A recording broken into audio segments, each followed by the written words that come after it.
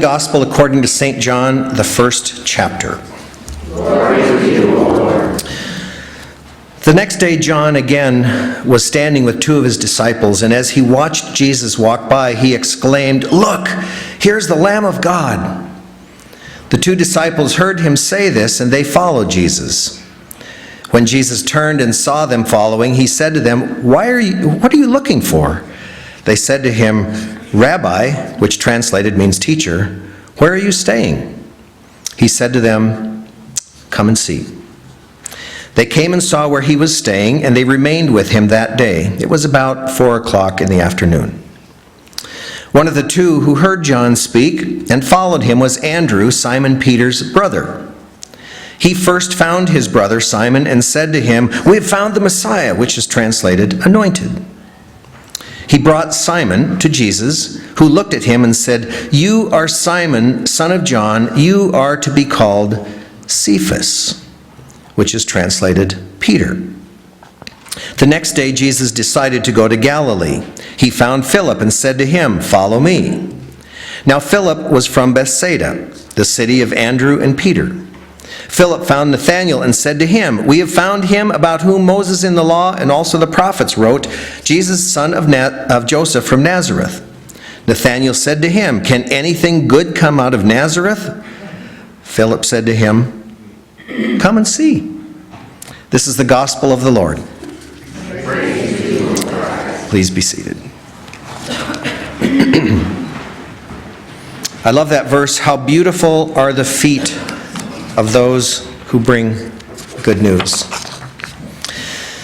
One of my most favorite and memorable experiences in all of my years of ministry was one Sunday morning, and what happened after that Sunday morning, when I was standing at the back of the church, as I often do, shaking hands of people who were coming out from the worship service.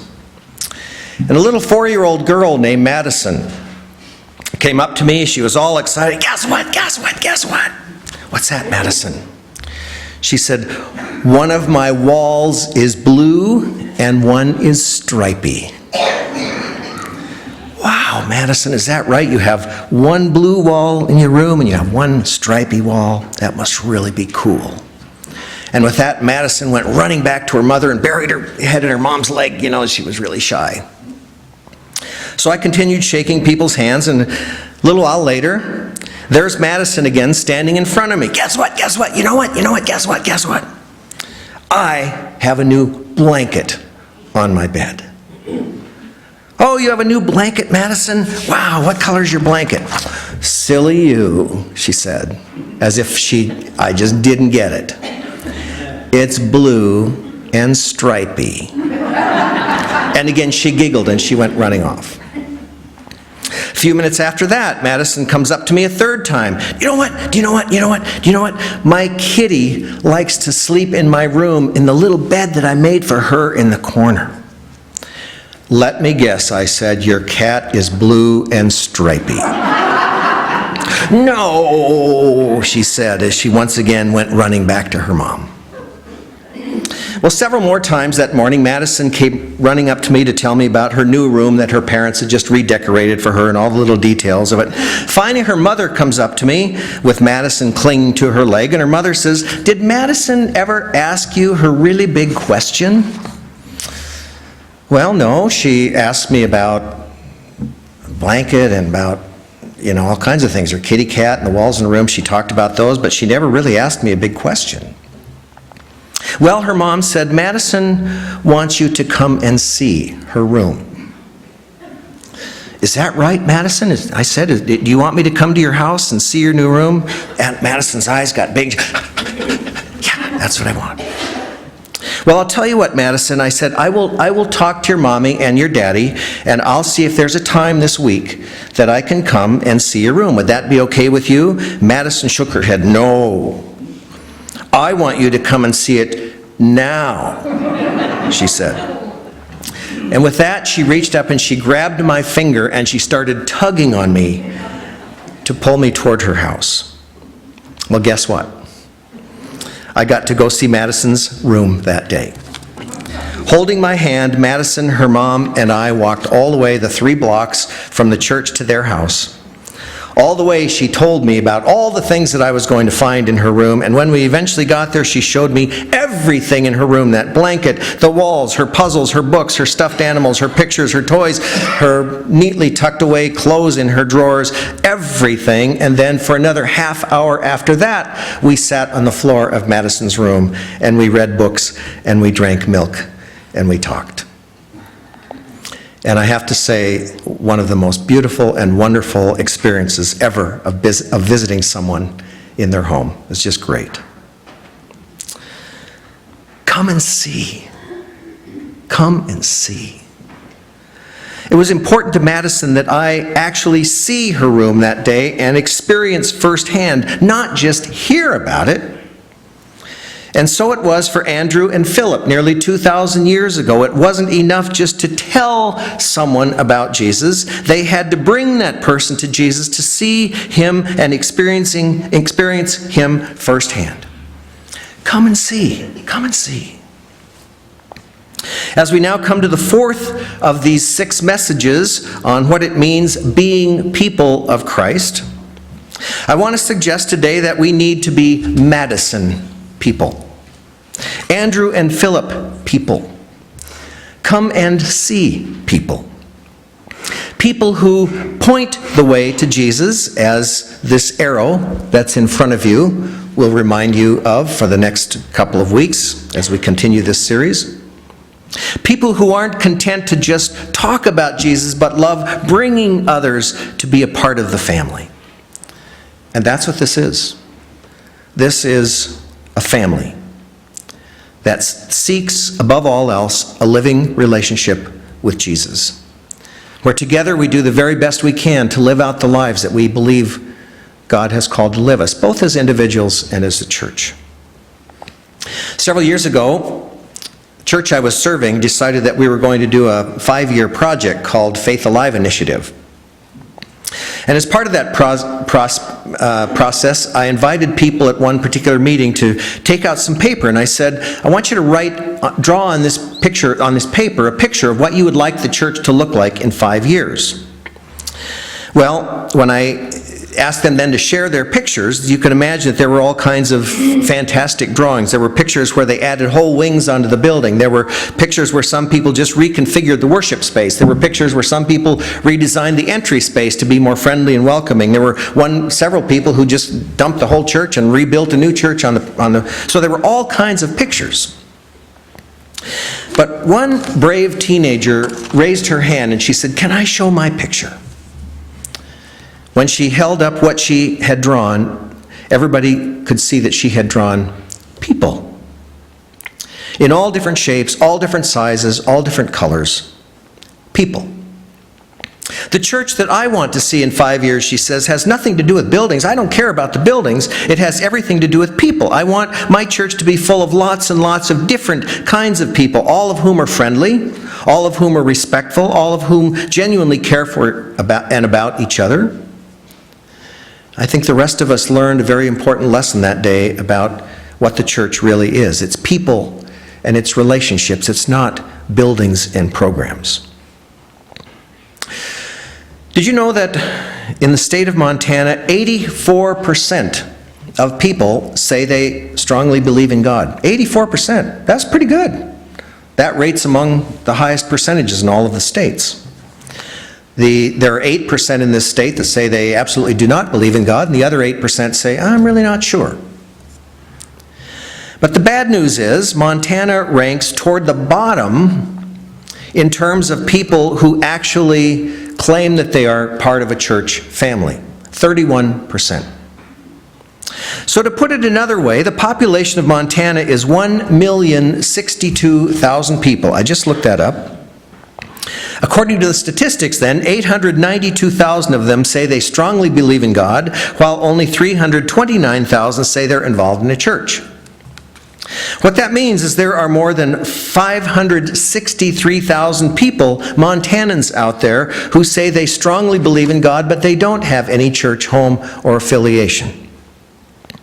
When asked what they would, if they were ever going to go out and look for a church, what would they look for in a church home? This is what they said mostly, what most people said. They said, I'd look for a place where I can belong, where I can feel accepted and loved and valued and needed. In other words, people of Christ Lutheran Church, that's you. That's what you do best. Christ Lutheran Church is far from being a perfect place. No church is. Every church has its frailties and its faults and flaws. But what I've discovered over and over again in you is that despite the place not being a perfect place, it is an extremely good place. And what makes it good are the people. You. So many of you have told me that you're here because of the friends that you've made here, the sense of family that you feel in belonging here. Just this past week, somebody said to me, I was never really involved in a Lutheran church before, but when I went through a tough time in my life, it was some of the people from Christ Lutheran Church, some of my friends and neighbors who said, "Why don't you come to our church?" And so reluctantly, he said, I came to the church, and here I am, he said. I've been here ever since. One man told me that he's been going through a difficult time in his own faith life right now, having serious doubts about the organized church in general. And I said, well, what keeps you coming to church every single Sunday with all those doubts about the church? He said, well, for all my questions about the church, I can't not go on a Sunday morning because the people here are and I'm going to use his words, are my hope, my strength, and my constant reminder that there's a God who loves me and there are people who love me. That's you. See what I'm saying? Aside from the gospel itself, the greatest treasure this church possesses is not the building, not the grounds, not the programs, not the ministries. It's you. You are the ones who are constantly caring and loving and forgiving and understanding. And I keep hearing stories about exactly that. I hope you won't ever stop being that kind of people. But in addition to that, I hope you will also be extraordinarily inviting and welcoming people, and we can grow in that area.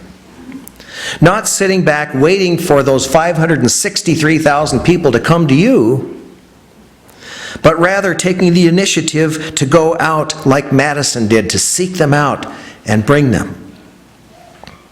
In your mission statement, you've committed to that. You've said that your job is to welcome, accept, serve, and witness to all people. But here, there's another word in that statement, joyfully. Think about that. Wow!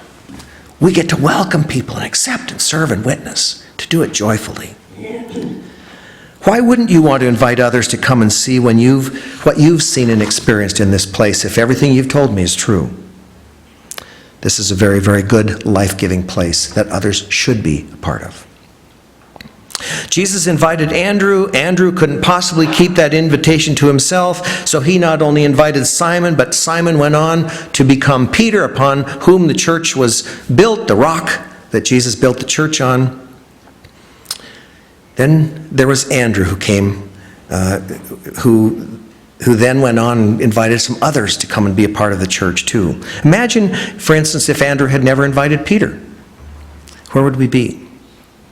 And later in the scriptures, it was that same Andrew who went and found a boy who had some fish and some loaves of bread. And it was those fish and loaves of bread that ended up feeding 5,000 people. Imagine if that boy had never been brought to Jesus.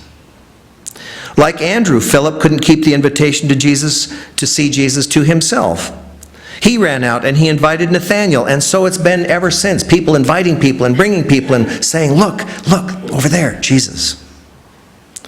Being people of Christ means being inviting people. Wouldn't it be a great legacy if others in this community and in the synod were to say about us, oh, those people at Christ Lutheran Church in Libby, Montana, they are passionate. They're crazy about bringing people to Jesus. And with what I've seen so far in this place, I have no doubt that if you bring others here, they will stay because of you. Because one, you make Christ the one thing that's more important than all else in your life. Because two, you are humble, the turtle on the fence post who couldn't get there by himself. You understand that you had to have help getting where you are. 3, that you're filled with a sense of, contagious sense, I might say, of reverence and awe over what God has done and how good God has been in your life. And now, number 4, be inviting. Be a come-and-see Christian. Don't just talk to others about Jesus and about your church. Bring them. Bring them. Like Madison brought me to her because that day it just wasn't acceptable for me to not come and see her room. She grabbed me by the finger. So grab somebody by the finger. Come on, you're coming with me today. Take others by the hand. Take a risk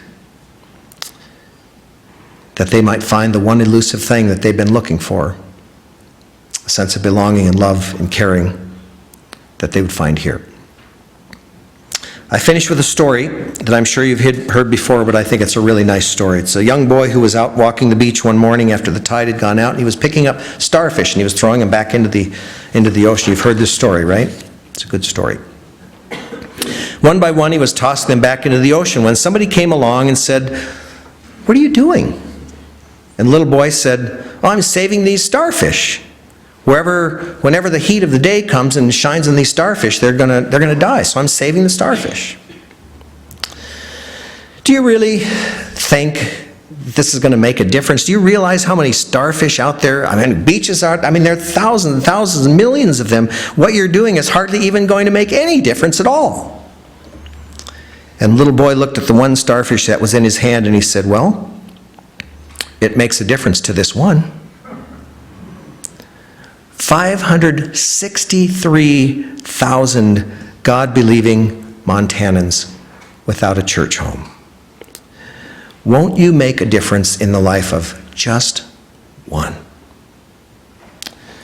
Next week's message is titled, Being People of Christ as.